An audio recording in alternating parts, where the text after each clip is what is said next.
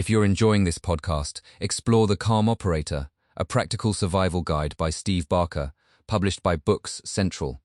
Built for pressure, it helps you stay composed, think clearly, and act effectively in outdoor, urban, and emergency situations. Find the book on Amazon or through the Books Central website. When people think about survival, they often picture the wilderness first.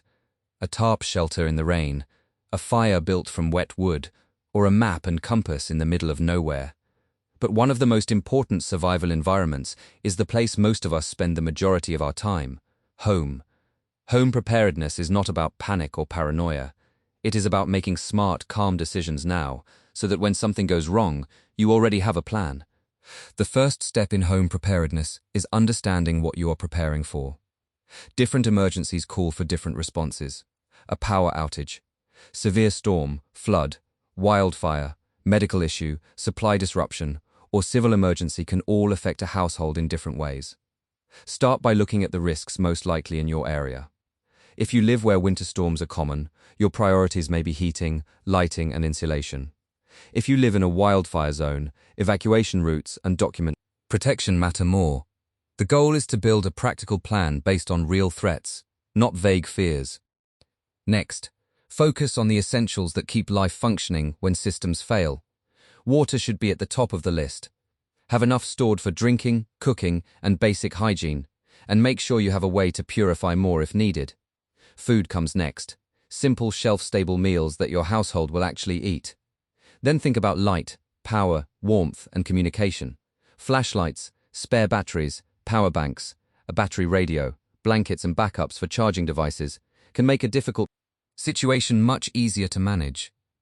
A well-built home preparedness setup is not complicated, but it should be reliable. Another major piece of the puzzle is organization. In an emergency, people waste time looking for things they should have ready. Keep important documents together and protected. Know where medications are, where fire extinguishers are, how to shut off utilities if necessary, and where first aid supplies are stored. Make sure everyone in the home understands the basics, including meeting points, emergency contacts, and what to do if the family gets separated.